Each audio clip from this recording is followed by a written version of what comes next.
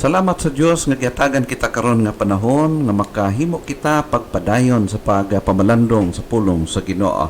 Ang ato nga paghisgutan usa ka common kaayo, very common nga hilisgutanan sa ato nga kapanahunan o even before. Is it necessary to bridle the tongue? Kinahanglanon ba o importante ba nga ato nga itim, ato nga badlungon, ato nga i-control ang atong mga dila? Now, higala, according sa mga medical doctors o sa naa sa medical field, nagahatag sila og suggestions nga ang ato nga lawas aduna kitay ginatawag nga 5 known body senses.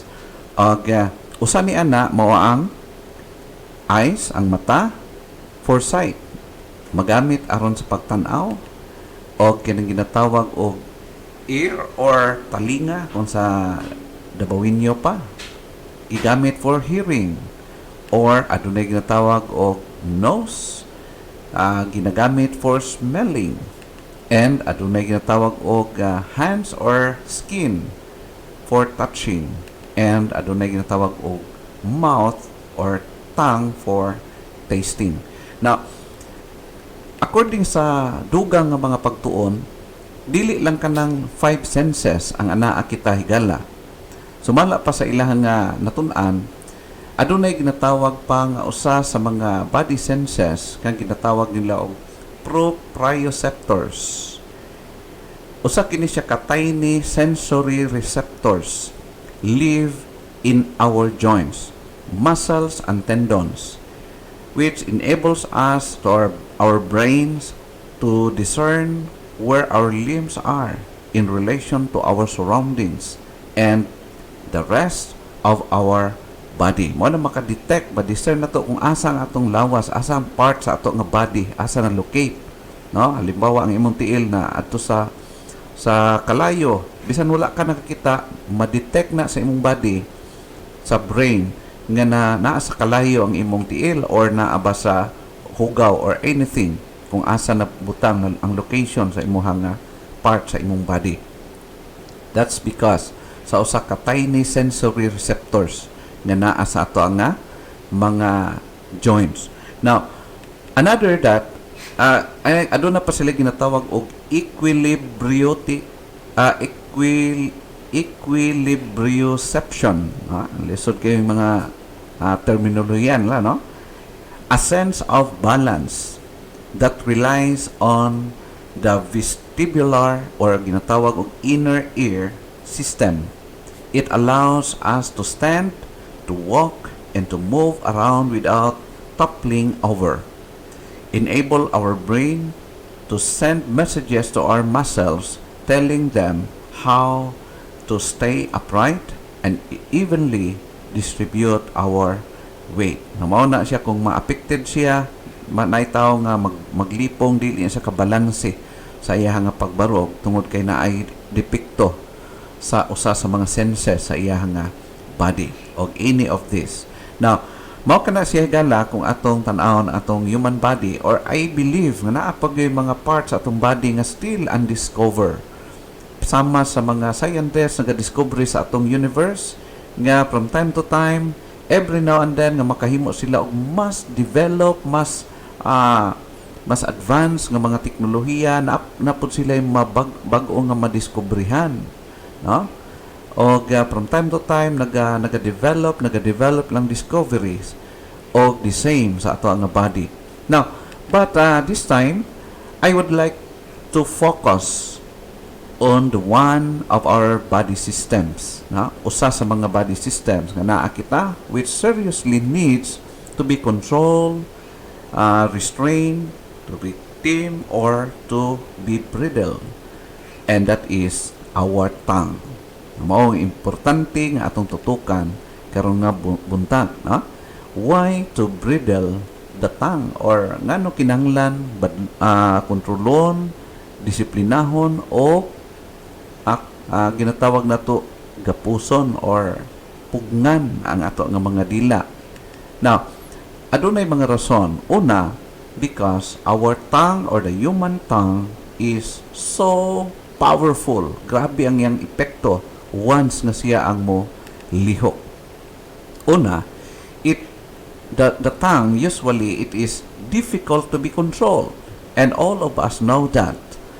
And it has the power, it has the capacity to control or to affect, maka-apekto siya sa whole body. Now, ang usa ka tawo pag musulti siya, ikaw nga bisan pag wa ka kaila sa iya, ma-detect nimo unsang klase nga pagkatao kini, no?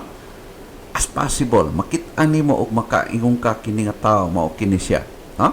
Mao kana siya. Ug ang dila sa tawo mao kini ang portion o part sa atong nga lawas nga lisod jud kay kontrolon, lisod kaayo i-team siya. Og mao kana siya ang atong makita padayon ng pagtuon. O gani pa si James, usa sa mga focus ni James mao kini nga part sa atong body. Iyon sa James chapter 3 verse 2 nagingon siya, for in many things we offend all. Ayun siya, if any man offend not in word, the same is a perfect man, and able also to bridle the whole body. That's the word, no? Ato makita dinhi ang pulong able also to bridle the whole body. Kung adunay tao nga di masayop sa iyang pagpanulti, but pasabot igala, usual o kasagara nato masipyat gud kita sa ato mga pulong. Another verse in verse 3, behold, we put bits in the horses' mouths, that they may obey us, and we turn about their whole body. Behold also the ships, which though they be so great, and are driven of fierce winds, yet are they turned about with a very small head, whithersoever the governor listeth. In verse 5, even so the tongue is a little member, and boasteth great things. Behold, how great a matter a little fire kindleth. Mao na siya makita ang tongue o sa siya kagamay nga miyembro sakop sa atong lawas.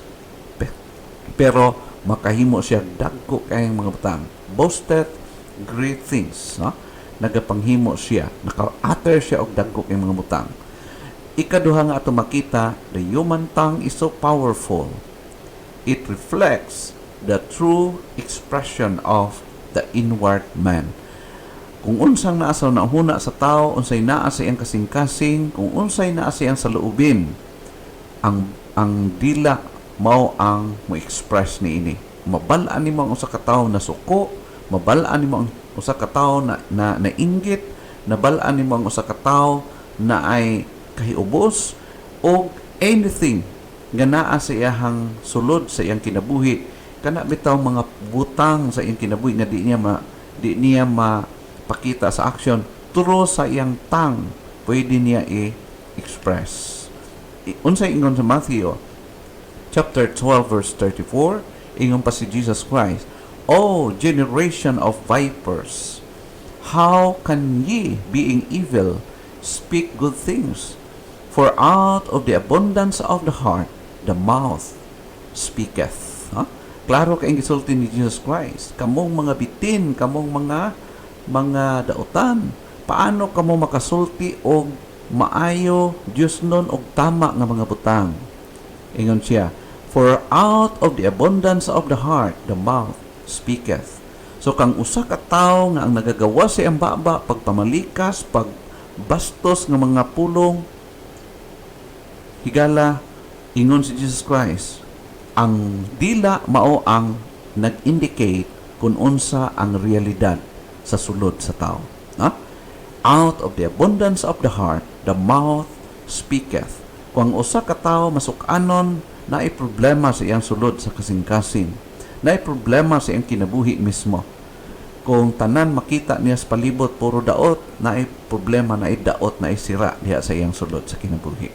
Iyon pa sa Matthew chapter 12 verse 35, a good man out of the good treasure of the heart bringeth forth good things, And an evil man out of the evil treasure bringeth forth evil things. So, mo ka na siya. Duha ka klase nga tao dinhi ang gisulti sa verse 35. A good man and an evil man. So, ang good man, ang manggawa sa iyang baba, ang manggawa sa iyang kinabuhi mao ang good treasures nga naa sa iyang kasing-kasing. While, in opposite to that, the evil man, ang pagmusulti siya, it's either makasira og tao, makapasakit og tao, makadistroso og tao. Nag-reflect ka na sa iyahang sulod, tinuuray nga kahintangan sa iyang kinabuhi. Remember, brothers and sisters, friends, human tongue is so powerful because it has power to do good or to do evil. No? Ang atong dila mo'y pinakahumok nga parte sa atong lawas, pinakalumoy, pinakaluyat, no? Nga part, wala gyud siya bukog, wa kay makit-ang bukog, pero kaya niya muhimo og dautan, kaya niya muhimo og maayo, depende kung paano na siya gamiton. Now, adunay kapasidad kining dila. Gitawag, it can turn away wrath. Kung naay nasuko pag maayo ang dila, kung godly ang dila, makapawala siya sa kasuko, or either kung evil ang kana nga klase nga tawo, makapa-stir up siya sa kasuko sa usa ka person, no? Mapasamot niya. Unsa ingon sa Proverbs chapter 15 verse 1, a soft answer turneth away wrath, but grievous words stir up anger. So, makita na to gisulti sa usa ka maalamon mga alagad sa Dios nga nag-una kanato, no? Ingon siya, a soft answer turneth away wrath, but grievous words stir up anger. So, it's either unsa nga klase paano gamiton kana nga dila muhimo siya sa iyaha nga maayo nga epekto or makadaot nga epekto. Another thing, it can be used knowledge wisely or it can pour forth foolishness, depending kung unsang klase nga dila anaa ikaw higala, anaa kita. Kung ang atong kasing-kasing, ang atong huna-huna puno sa mga panalangin, pulong sa Ginoo, ang manggawas usab sa atong mouth is mga pulong maalamon o makaayo. Pero kung ang atong hunahuna, atong kasing-kasing puno sa kayugot, pagdumot o kahiubos o kasina, sigurado nga ang manggawas sa baba po for foolishness, makasira o makadistroso to somebody. Now, na ingon sa Proverbs chapter 15 verse 2, continuation ato nga verse, ingon pa, the tongue of the wise uses knowledge aright, but the mouth of fools poureth out foolishness. That's very clear. Depending kung unsang klase nga dila, unsang klase kita nga pagka kita. Another thing, it can bear a tree of life. It be a tree of life, no? Ang tongue sa usa ka godly or usa ka maayo, or a breaker of spirits. Naay mga panahon nga imbis nga gamay ra ang problema, pag makasulti na nga tao, mudako og may problema, makasunog sa tibuok lasang. Or naapoy panahon nga bisan dako kay nga problema pero ma-repair tungod sa dila nga kanang ginatawag dila nga judgement o maluluyon. Now, mo ka na siya ingon sa verse 4, a wholesome tongue is a tree of life, but perverseness therein is a breach in the spirit.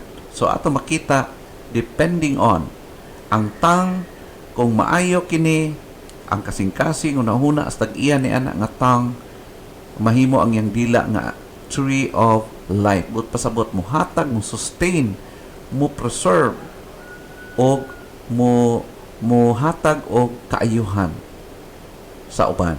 Pero kung ang iyang kasing-kasing daot ay pag naa siya maistoryahan, maguba ang kasing-kasing o madistroso ang iyahang paguna-huna o pagbati. Ha? Mao kana siya. Adunay mga Butang consider nato is another thing is advantages of having a controlled tongue. Unsay mga advantages nga nung kailangan kontrolon ang tongue? Una, it can avoid or we can avoid sinning. Kung ang atong dila ato yung itugyan sa Ginoo, Lord, please help me and control my heart, my mind, and my tongue. We can avoid sinning. Makalikay tagdagahan kaing klase-klaseng mga sala. According sa Proverbs chapter 10, verse 19, ingon siya, in the multitude of words there wanteth not sin, but he that refraineth his lips is wise. Now, kana bitaw kasagaran kanang mga kanang term bitaw nato nga kanang hili chess, na? Chess or chess musa. in the multitude of words there wanteth not sin.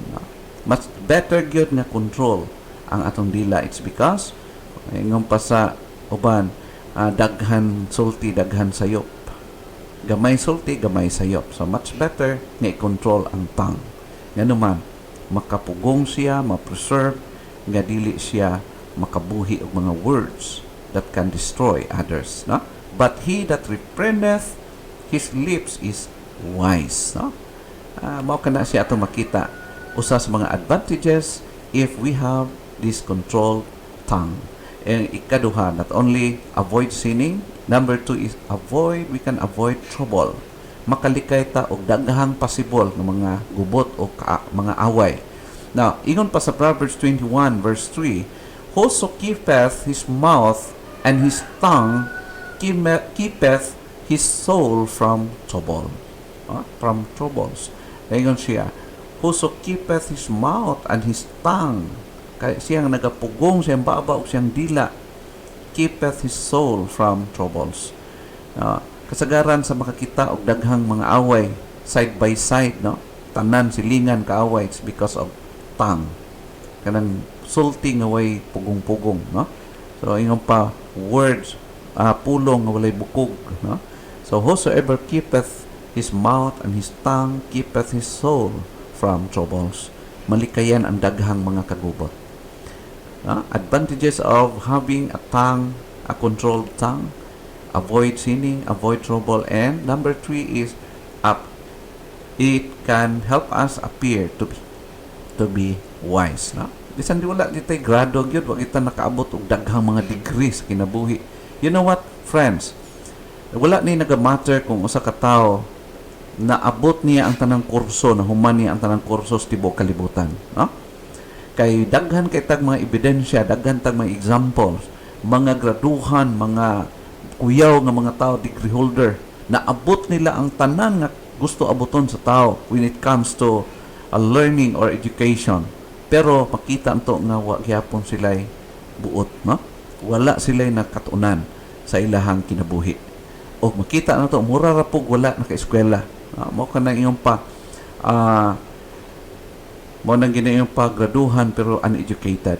Mao ka na siya appear to be wise. Bisan pag wa tay grado, kung kabaluta mo control sa atong baba, mo-control sa atong mouth, mo-control sa atong kinabuhi, mo appear kita mura pod og maalamon. Okay?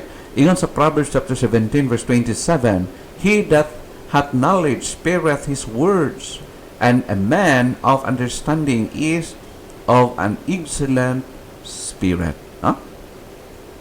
Mao kani siyang ato makita ang nindot kay nga mga panultihon this Proverbs. He that hath knowledge spareth his words. No? Kanang hilumon, diha nimo kasagaran basta mahilumon nga tao, bisan gani walay grado makaing ka kuan siguro nga tao, no? Lalong ni nga tao, bright ni nga tao. Pero kung tabaan, tabian, agoy, wa pa 5 minutos kabalo na kag-asa sa taman. Mao na siya ang ato makita ang realidad, no? Ingon pa siya, he that hath knowledge spareth his words, and a man of understanding is of an excellent spirit. Makaingon ka, maayo gid nga tao siguro, bright ni o talas ni nga tao. Kaya nga naman, pagmubuhi o pulong, tagsara mo sulti pero tumpak, tunong o tama. Okay? So, mao ka na siya. Ingon pa sa verse 28, even a fool, when he holdeth his peace, is counted wise, and he that shutteth his lips is esteemed a man of understanding.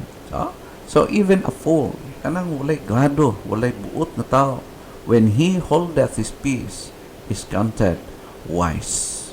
So, kasagaran ang mga maalamon, tungod kay ang kinaiya sa mga maalamon is, kano na sila, di na sila mag-apil-apil anang mga istoryang way nungdan. Maminaw na sila, pag musulti man sila, unod-non o makaayo. So, mao kana siya ang disadvantages if we have this controlled tongue. Now, ikatulo, ang disadvantages, kung naay mga advantages of having a controlled tongue, ikatulo, napoy mga disadvantages if not controlled. Kung atong tongue dili makontrol, naay disadvantages. Unsa man? Number 1, it can destroy friendships. Bisang close friend pa nimo, maguba ang friendship kung aduna kita niining uncontrolled tongue. It can destroy friendships. Now, brothers and sisters, how many friendships do you have nga naguba because of tongue?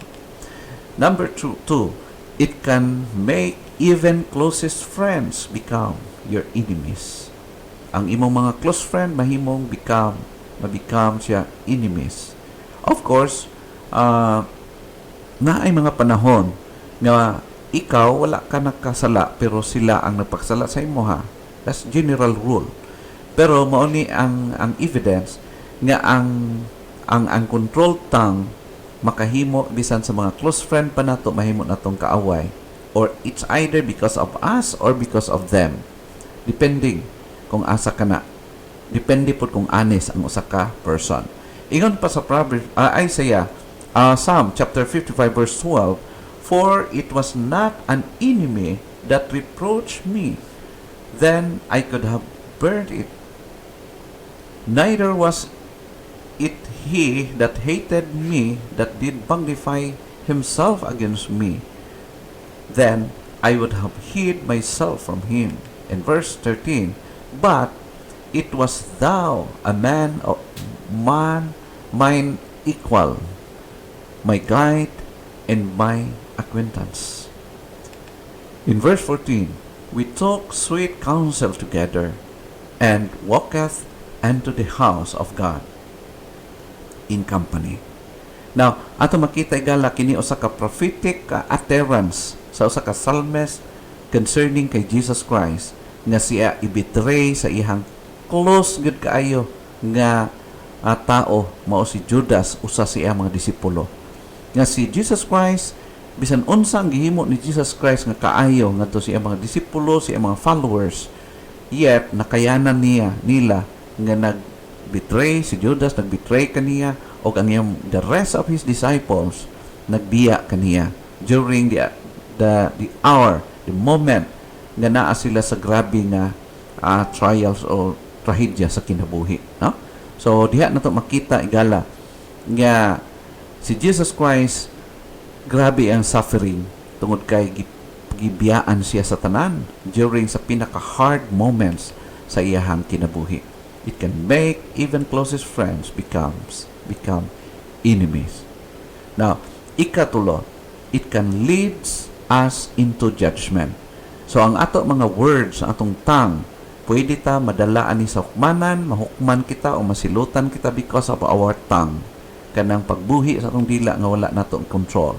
In Matthew chapter 12 verse 36, but I say unto you that every idle word that man shall speak, they shall give account thereof in the day of judgment. Now, I do not say na dinhi lang na taman ang judgment, but in time comes, maabot ang panahon nga ang Diyos i-judge niya ang every word patagpulong nga nanggawas ng baba gikan sa dihang nakaila ka kaniya hangtod nga moabot kita kuhaon sa Ginoo. All of us, ang tanan nga gibuhian sa tumbaba ato kanang atubangon sa Ginoo.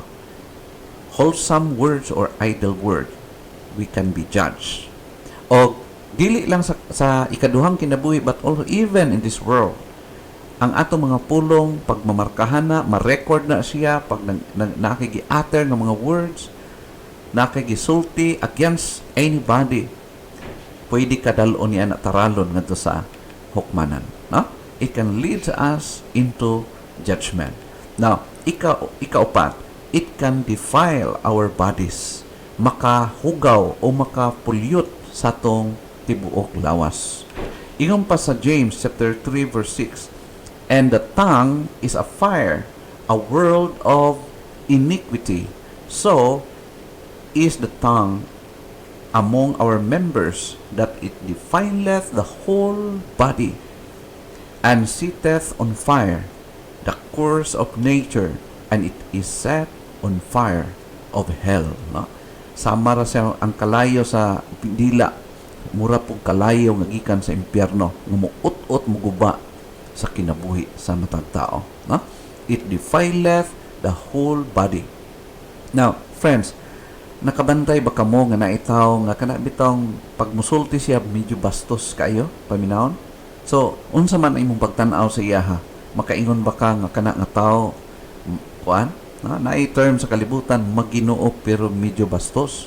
No? Friends, dili man na siya tama, no? Mali na siya.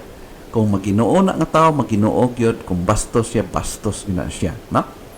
There is no such person like Maginoo pero medyo bastos, no? Dili sa kuana huna-huna na sa mga writer, composer, pero you know what? That is erroneous. Kung Maginoo siya, Diyos nun siya, Diyos nun yun na. Pero kung bastos siya, bastos yun na siya. Pwede siya magtakuban, ang usa ka bastos nga tao, pwede siya magtakuban.